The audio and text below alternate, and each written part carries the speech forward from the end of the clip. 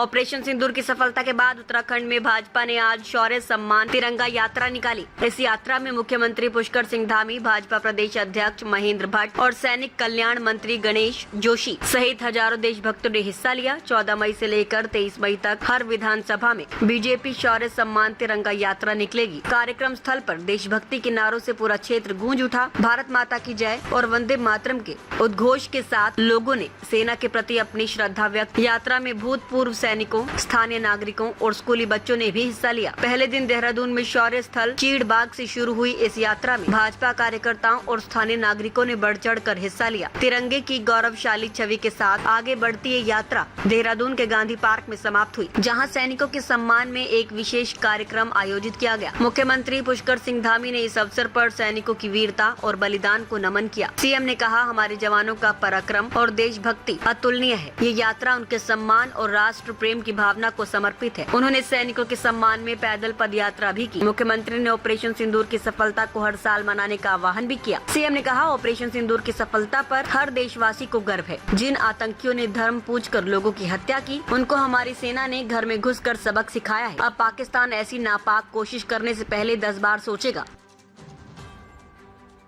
सबसे पहले तो मैं ऑपरेशन सिंदूर की अभूतपूर्व सफलता के लिए भारतीय सेना, वायुसेना, नौसेना, बीएसएफ और उनके सभी सशस्त्र सुरक्षा बलों के वीर जवानों को अपनी तथा देवभूमि उत्तराखंड की समस्त प्रदेशवासियों की ओर से उनका आभार व्यक्त करता हूं, उनका धन्यवाद करता हूं, उनकी शौर्य, वीरता और पराक्रम को अभिनंदन करता हूं।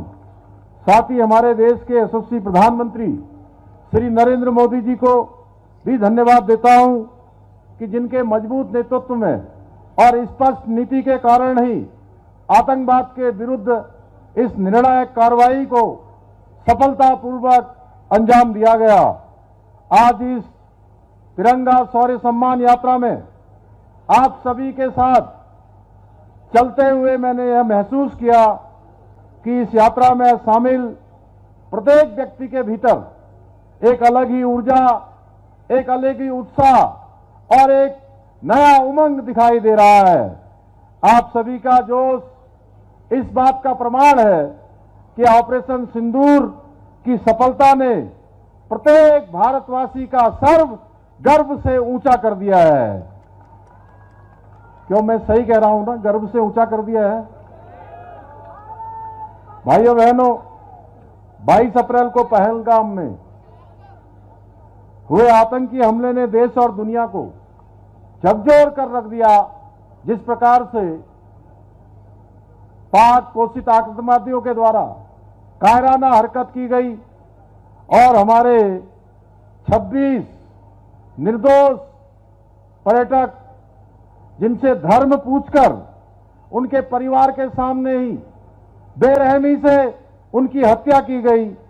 इस अमानवीय क्रूरता के पीछे उन आतंकवादियों की मंशा भारत में दंगा भड़काने की थी, परंतु इस हमले के बाद पूरा देश आतंक के खिलाफ निर्णायक कार्रवाई की मांग को लेकर एकजुटता के साथ, एकता के साथ खड़ा हो गया। भाइयों बहनों, उसी विभत्स आतंकी हमले का जवाब देते हुए आदरणीय प्रधानमंत्री श्री नरेंद्र मोदी जी के नेतृत्व में हमारी सेनाओं ने अभूतपूर्व साहस का परिचय देते हुए ऑपरेशन सिंदूर को अंजाम दिया और हर आतंकी और उनके आकाओं को यह स्पष्ट रूप से समझा दिया कि भारत की बेटियों के सिंदूर के और आंख उठाने का क्या परिणाम होता है।